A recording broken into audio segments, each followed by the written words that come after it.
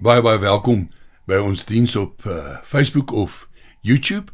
Ons is bly dat jy gekies het om te kyk en te luister. En ons vertrou dit met julle almal wat kyk waar ook al goed gaan in hierdie tyd van die jaar. Ons herdenk die Lydensweke en ons besig om op te bou na ons Paasnaweek program toe. Daar sal meer inligting volg in die volgende boodskap. Kom ons begin ons diens in afhanklikheid van die Here. Maak my u wil bekend, Here. Leer my u paaie. Laat u waarheid my lei en onderrig my daarin, want u is God, my redder. In u stel ek elke dag my verwagting. Dink aan die liefde en trou, Here, wat u van altyd af betoon het. Geliefdes, genade vir julle en vrede, dit kom van God, ons Vader, en van die Here, Jesus Christus, deur die wonderlike werking van die Heilige Gees. Kom ons bid saam. Here, as ons vandag bid, is dit 'n erkenning dat daar niemand soos u is nie. En daarmee bely ons dat ons glo dat u die lewende, die enigste, die ware God is, maar ook die God wat u hand uitsteek in liefde na ons toe en met ons elkeen in 'n verhouding wil staan. Dankie vir u genade, vir u liefde, vir u trou in ons lewens. Word vandag ook verheerlik deur die manier waarop ons ook hier en op hierdie manier saam is. Verder wil ons bid vir ons hele land met al sy mense en al sy uitdagings. Here, ons hoef nie eers vir u te probeer beskryf hoe 'n uitdagende tyd hierdie is in ons land ten opsigte van die politiek, die ekonomie, maatskaplike probleme, verhoudings en alles wat daarmee saamgaan nie. Ons is diep afhanklik daarvan dat u sal ingryp en wendings in ons land en in ons wêreld sal bring. Lei ons nou deur die Gees as ons 'n bietjie nadink oor ons geloof en oor u woord. Ons bid dit in afhanklikheid van u. Amen. Vandag is ons tema baie eenvoudig en baie kort. Dit is dood eenvoudig. Hoe glo ons? Nou, in 'n belangrike inleiding wil ek noem dat wanneer ons oor geloof praat of dink, is ons hooffokus, of die meeste van ons, se hooffokus gewoonlik op wat glo ons. Met ander woorde, die inhoud van ons geloof. En dit is natuurlik baie goed en baie belangrik om seker te wees van die inhoud van 'n mens se geloof. Ek dink in ons gereformeerde tradisie is hierdie konsep om oor die inhoud van ons geloof te praat en te dink nog sterker as in ander kerklike tradisies. As ek dink aan die begin van die reformatie en Martin Luther en die stellings wat hy opgestel het, dan besef mens dit het gegaan oor die korrekte verstaan van die Bybel en die korrekte inhoud van ons geloof, omdat daar soveel dwaling in sy tyd was en verkeerdhede wat eintlik reggestel moes word. Maar vandag gaan ons so 'n bietjie die soeklig laat val op hoe glo ons in plaas van op wat glo ons. Ek dink daar is nogal 'n paar opmerklike verskille in die manier waarop verskillende mense glo. Nou, baie van ons, veral van 'n sekere ouderdomsgroep, is dikwels geleer dat daar net een regte manier is. Dit is nogal 'n groot probleem deur die jare by kerke en by Christene en predikante ook, wat baie amper aan hulle aanstel om net een regte manier te verkondig. Nou, dis nie so eenvoudig nie, en dit is dood eenvoudig nie waar dat daar net een manier en net een regte manier is nie. Ek wil ons met vandag so 'n bietjie saam kyk en dink oor 3 verskillende maniere van glo. Dis sekerlik by verre nie die enigste maniere van glo nie, maar dis 3 wat vir my bekend, opvallend en belangrik is. En die een sluit nie noodwendig die ander uit nie, alhoewel 2 van die 3 redelik in teenstelling met mekaar staan. Dan dink ek is dit belangrik om ook te sê, wat is die doel van hierdie tema of die behandeling van hierdie tema? Ek sou dit baie eenvoudig in 2 punte wil opdeel. Die eerste is dat ek dink, ons elkeen het nodig om so 'n bietjie duidelikheid te kry oor ons eie manier van glo. Baie keer doen ons iets, soos ons het 'n manier waarop ons glo, maar ons dink nie vreeslik daaroor nie, en ons ontleed dit nie, en ons maak nie eintlik vrede daarmee nie. En ek dink is belangrik dat 'n mens sal weet, wat is eintlik jou hoofingesteldheid ten opsigte van die manier waarop ek en jy glo. Die tweede is natuurlik om te probeer om 'n bietjie begrip te kry vir mense wat op 'n ander manier as ek glo. En eerder as om dit net af te maak of daarvan te verskil, of hulle miskien selfs te verkleineer, kan dit van waarde wees om net so 'n bietjie insig te kry dat daar meer as een manier van glo is, en dat daar redes is waarom die manier waarop mense glo ook by hulle kan verskil. En dan natuurlik wanneer ons meer begrip het, kan ons ook meer in liefde en met 'n goeie gesindheid teenoor mekaar optree en met mekaar praat oor hierdie dinge. Die eerste tipe geloof waarby ek wil stilstaan in die eerste hoofpunt is wat ek sal beskryf as naïewe geloof. Nou ek moet daarby onmiddellik sê dat baie mense het groot geword met die voorbeeld van naïewe geloof en baie keer met die oortuiging dat dit die enigste manier van glo is en die regte manier van glo is. Hoe kan ons hierdie vorm van geloof beskryf, naïewe geloof? Dis mense wat nie vra nie, of wat ten minste verkondig dat mens nie behoort te vra nie. Nie oor geloof nie, nie oor God nie, nie oor die Bybel nie. Mens moet heeltemal naïef net glo. Nou een van die vorme waarop het uitgedruk word, is dat mense sal sê, hulle glo alles wat in die Bybel staan, net soos dit daar staan. Met ander woorde, 'n baie letterlike opneem van alles wat in die Bybel staan. Hierdie naïewe geloof word baie dikwels ook beskryf as 'n kinderlike geloof, en die daai term wil mense 'n sekere sanksie daaraan verleen.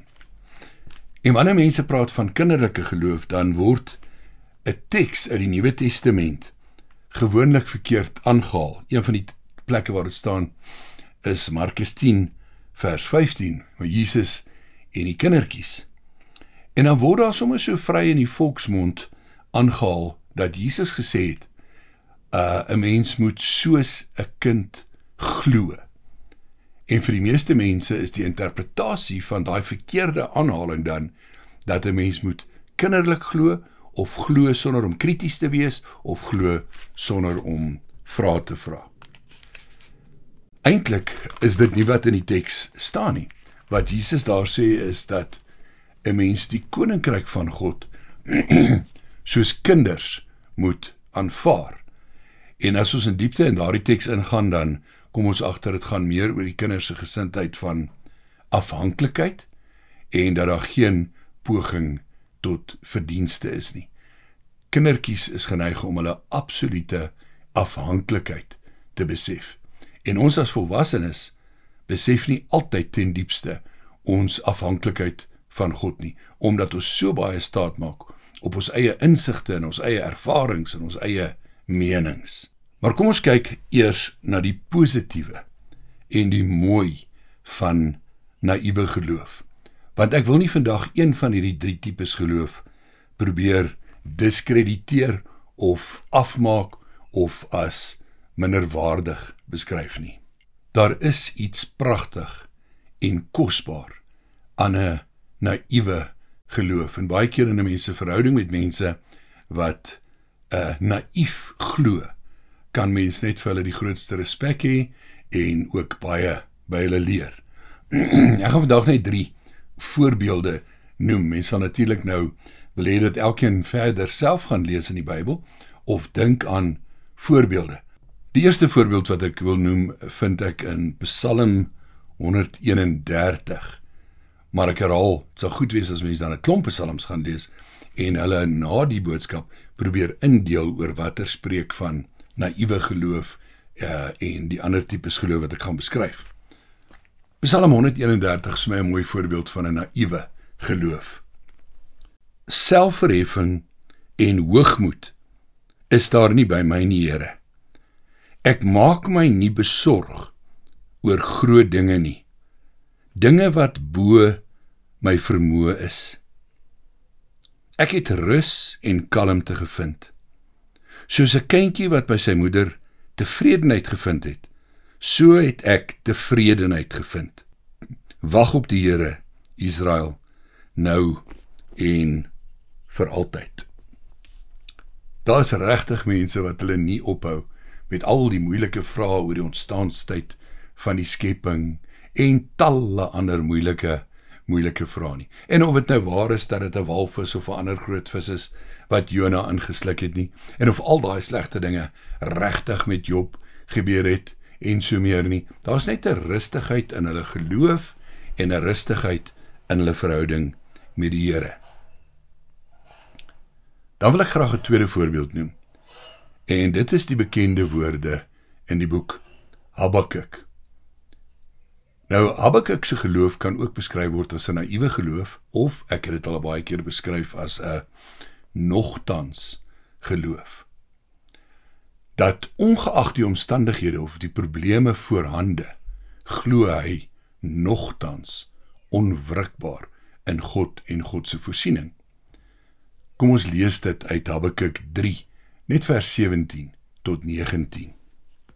Al sou die vyeboom nie bot nie, en daar geen druiwe aan die wingerde wees nie. Al sou die olyfoes misluk, en die lande geen oes lewer nie. Al sou daar geen kleinvee in die kampe meer wees nie, en die beeskrale sonder beeste wees. Nogtans sal ek in die Here jubel, sal ek juig in God my redder. Die Here my God gee vir my krag. Hy maak my voete soos die van 'n ribbok. Op hoë plekke laat hy my veilig loop. Dan die derde voorbeeld wat ek wil noem is 'n lang stuk om te lees. Ek gaan dit nie hier lees nie. Hebreërs hoofstuk 11, daai bekende eerste vers wat sê geloof is om seker te wees van die dinge wat ons nie sien nie, om ons hoop te vestig op dit wat God beloof het. En dan word daar in Hebreërs 11 'n hele lang lys van mense genoem, wat vir ons voorgehou word as geloofshelde. En die goue draad wat deur daardie name loop, is dat dit almal mense is wat as voorbeelde gebruik word, van mense wat God se beloftes geglo het, hulle absoluut daarop verlaat het, hulle vertroue daarin gestel het, sonder dat hulle dit wat hy beloof het, kon sien, sonder dat daar enige bewyse van was. Hulle het God op sy woord geneem en naïef geglo. En dis 'n pragtige voorbeeld. Die tweede tipe geloof waarna ons vandag kyk, wil ek beskryf as rasionele geloof. Iets waarop daar vroeër jare baie neergesien is, kritiek gelewer is, maar intussen het dinge nogal baie verander. En ek dink vir mense wat 'n rasionele tipe geloof het, moet daar ook meer en meer gerusstelling wees dat dit regtig aanvaarbaar is dat mens 'n rasionele tipe geloof eerder as miskien 'n naïewe geloof sal hê. Hoe kan ons hierdie rasionele geloof beskryf? Dis mense wat wil verstaan. Hulle wil nie hoor, jy moet net glo. Of nee, daar is nie bewyse nie, dit is net soos dit is. Dis mense wat kritiese vrae wil vra en kritiese vrae vra. Oor dinge wat in die Bybel staan, oor die sogenaamde botsings tussen geloof en wetenskap, of die Bybel en wetenskap, selfs ernstige vrae het oor sekere gedeeltes in die Bybel, of dit letterlik opgeneem kan word of nie. Nou ja, kom ons dink en begin by waarskynlik die bekendste voorbeeld in die Bybel. In Johannes 20 lees ons van Thomas. Jesus is opgewek uit die dood, hy het begin met 'n reeks verskynings, en hy het op 'n stadium aan die disippels verskyn, en Thomas was nie daar nie. Daarna het hulle vir hom vertel, Thomas, Jesus is uit die dood opgewek en ons het hom gesien, hy lewe. En dan maak Thomas hierdie baie bekende uitspraak van, as ek nie die merke van die spykers aan sy hande kan sien, en my vingers daarin sit nie, en as ek nie my hand in die wond in sy sy kan steek nie, sal ek nooit glo nie. En so het Thomas verkeerdelik die bynaam gekry van die ongelowige Thomas. En gebruik ons dit baie keer as 'n spreekwoord in Afrikaans, om na mense te verwys. Ek verwys nooit na Thomas as die ongelowige Thomas nie, maar as die kritiese Thomas, wat 'n rasionele geloof gehad het. En ek het al by 'n geleentheid gepreek en gesê, dankie tog, Thomas wou seker maak dat Jesus lewe, en dat hy as ooggetuie daarvan ook sy boodskap aan ons kon oordra. Wat belangrik is van Thomas, is nie Thomas nie, maar Jesus se reaksie. Jesus het hom tegemoet gekom, en by 'n volgende keer aan hulle verskyn terwyl hy daar is, en hom toegenooi en gesê, Thomas, kom, sit jou vingers in die wonde in my hand, en sit jou hand in die wond in my sy. Met ander woorde, kom maak seker. Tweede voorbeeld wil ek verwys na Psalm 73. Psalm 73 is ook te lank om hier te lees, gaan lees dit asseblief. 'n pragtige psalm waarna verskriklike mooi ontwikkeling is van iemand wat absolute onsekerheid en twyfel beleef, maar deur God oortuig word en gelei word tot sekerheid. In 'n netedop in Psalm 73 lees ons van iemand se worsteling met die vraag, hoe kan goddelose mense so voorspoedig wees en net aangaan en aangaan en aangaan, in teenstelling met hom as gelowige wat probeer om aan die Here getrou te wees, wat soveel teëspoed ervaar. Hy beskryf dit as, elke nuwe môre bring vir my net straf. En dan skryf hy op 'n stadium, ek het daaroor diep nagedink om dit te verstaan. 'n rasionele, kritiese geloof. Ek het daaroor diep nagedink om dit te verstaan. En ook in hierdie geval kom die Here die psalmde skrywer tegemoet en openbaar aan hom sy teenwoordigheid, sy trou, sy liefde. En dit is wonderlik oor hoe sy lewe en sy getuienis kon verander. Moet asseblief nie vir mense wat 'n rasionele tipe geloof het, laat skuldig voel oor die vrae wat hulle vra nie, en hulle kritiseer oor die vrae wat hulle vra nie, en hulle dikwels behandel asof hulle geloof minderwaardig is, in teenstelling met mense wat 'n naïewe tipe geloof het. Mense met 'n rasionele tipe geloof, dit help hulle geweldig baie om die gerusstelling te hê en te hoor dat alles in die Bybel nie op een vlak lê nie. Dat daar in die Bybel verskillende literatuursoorte is. Dat 'n gelykenis byvoorbeeld iets is wat nie regtig gebeur het nie, maar 'n storie is wat Jesus vertel het om 'n sekere boodskap oor te dra. Dit help hulle om te weet dat alles in die Bybel nie letterlik opgeneem hoef te word nie. Dit help hulle om te weet dat daar is dinge in die Bybel wat bloot simboliek is, of wat beeldspraak is. Maar daar hoort tog een waarskuwing by mense met 'n rasionele tipe geloof. En dit is dat dit nie verkeerd is om 'n rasionele geloof te hê nie, maar solank my eie denke en my beperkte begrip nie my enigste of my finale maatstaf is om te glo of iets waar is of nie. Wie ook al hierdie geloofsstyl het, moet absoluut rekening hou met ons beperkte vermoë, ons beperkte ervaring. Iemand het een keer dit so mooi uitgedruk, professor Roard Gansevoort, en hy het gesê, ons is nie eers intelligent genoeg om die intelligensie van diere te verstaan nie. En tog maak ons al hierdie verskriklike uitsprake oor wat is wat en hoe is hoe, en wat is moontlik en wat is nie moontlik nie. Die derde tipe geloof wil ek beskryf as ervaringsgeloof. Miskien 'n woord wat nie baie gehoor word nie en nie baie gebruik word nie.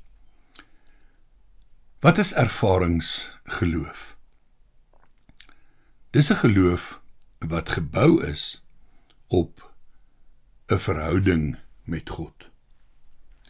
Wat gebou is op die belewennisse en ervarings wat 'n persoon in en deur hulle lewe met God gehad het. Hoe hulle God beleef het in sekere situasies. Hoe hulle God se verhoring van hulle gebede beleef het. Van hoe hulle God se ingryping in hulle omstandighede beleef het. In my blootstelling is dit gewoonlik 'n baie diep en 'n baie ryk tipe geloof.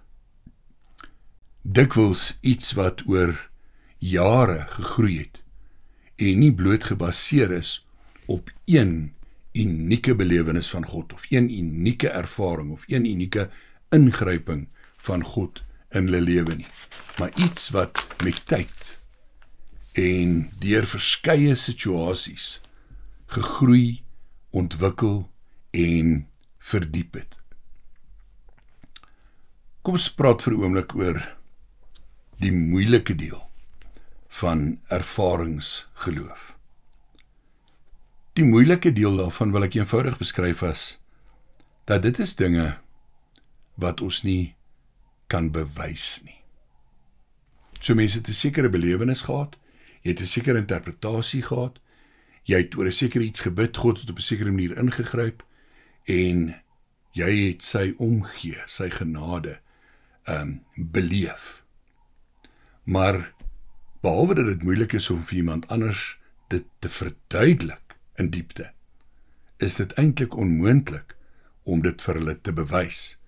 En daar is baie mense wat net eenvoudig nie luister as jy nie vir hulle kan bewys nie. Tweede aspek wat dit moeilik maak, is dat wanneer jy hierdie tipe geloof het, ervaringsgeloof, is daar mense wat dit wat jy beleef het en dit waarvan jy getuig, sal beskryf as, maar dit was toevallig. Of dit was 'n subjektiewe ervaring. Of selfs so ver gaan as om te sê, dit was waarskynlik jou verbeelding gewees. Soms is die dinge wat mense beleef het baie groot, baie intens, lewensveranderend. Partykeer was dit 'n reeks baie klein dinge, maar dit het soveel keer gebeur, dat hulle net geen twyfel het oor God se betrokkenheid daarbey nie. Maar ek dink ten opsigte van enige iemand wat hierdie geloofstyl het, die geloofstyl van 'n ervaringsgeloof, moet ons regtig moeite maak om ons los te maak van 'n paar dinge. Die eerste is om jouself heeltemal los te maak daarvan, om dit wat jy beleef het en hoe jy God sien en ervaar, enigsins te probeer bewys. Haal daai las van jouself af. Jy hoef nie dit wat jy in jou verhouding met God ervaar, beleef het, aan enige iemand te bewys nie. Die tweede lê baie naby daaraan. Ek dink mens moet die druk van jouself afhaal om enige iemand te probeer oortuig. Onthou, daar is baie mense wat nie oortuig wil word nie. En ons het nie nodig om hulle te oortuig nie. Ek sal dit liewer positief wil stel. Mens moet weet wat jy weet. Ek wil dit herhaal. Want ek dink baie mense met 'n ervaringsgeloof sal sê, maak nie saak wat julle sê nie, maak nie saak wat julle dink nie. Ek weet wat ek weet. Ek het dit beleef, ek het dit ervaar in my verhouding met God. Tweedens dink ek mens moet aan dit wat jy beleef het en ervaar het, styf vashou. Dit kosbaar vertroetel. En derdens dink ek mens moet dat die vrede wat dit vir jou gee, moet jy deel maak van wie en wat jy is. Paulus praat op 'n stadium van 'n vrede van God wat alle verstand te bowe gaan. Ek gaan volstaan met 2 voorbeelde van ervaringsgeloof. Die eerste wat ek graag sal wil noem is Paulus. Paulus het op pad na Damaskus toe om die vroeë Christene te vervolg 'n baie intense ervaring van God en by name Jesus Christus gehad. En interessant dat dit 5 keer vir ons genoem word in die Nuwe Testament. En dat daar telkens gesê word, hy het Jesus gesien en gehoor.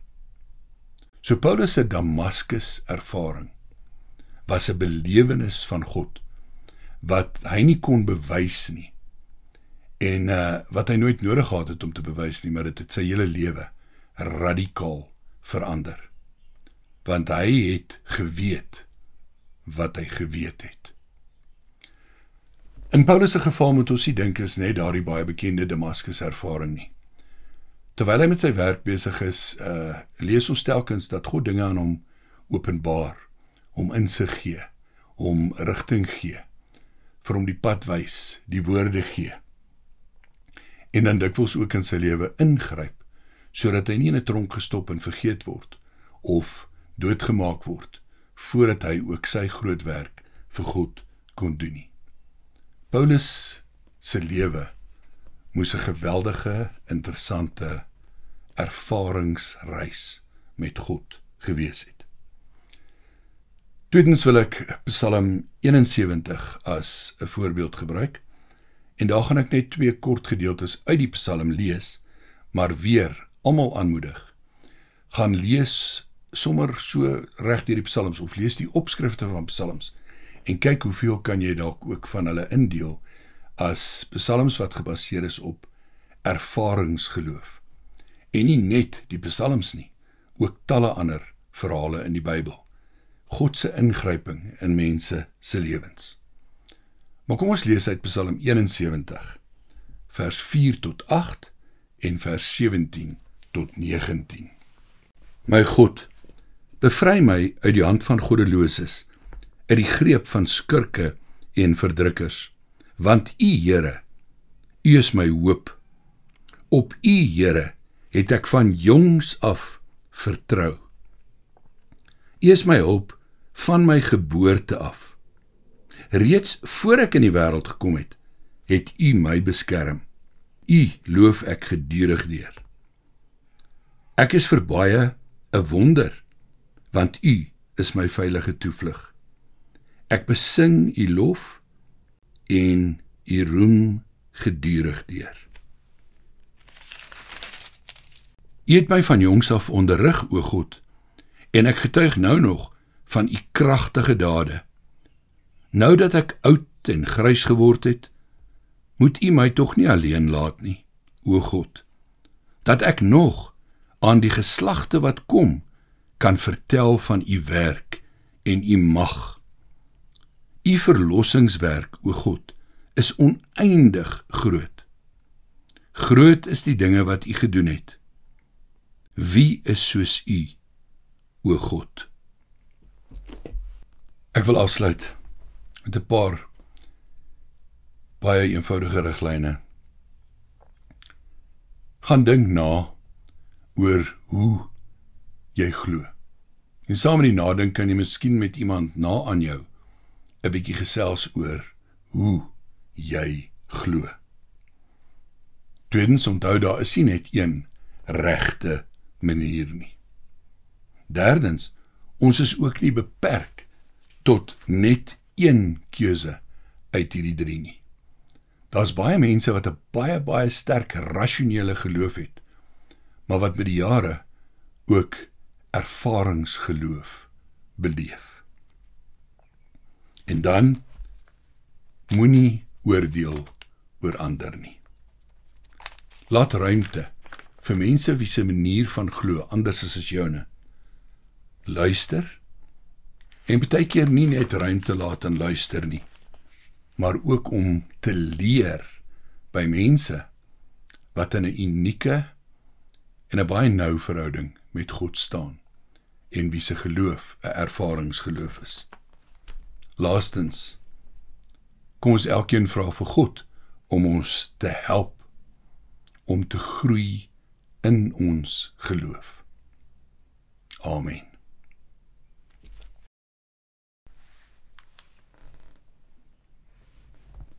Here, dankie vir die verskeidenheid van lering wat ons in u woord ervaar.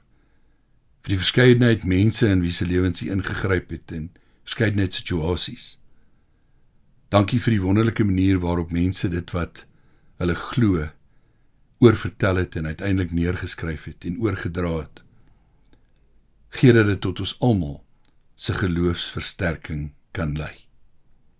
Dan bid ons dat jy ons elkeen individueel en persoonlik ook sal lei op ons geloofspad. Dit alles in afhanklikheid van u. Hoor ons asseblief. Amen.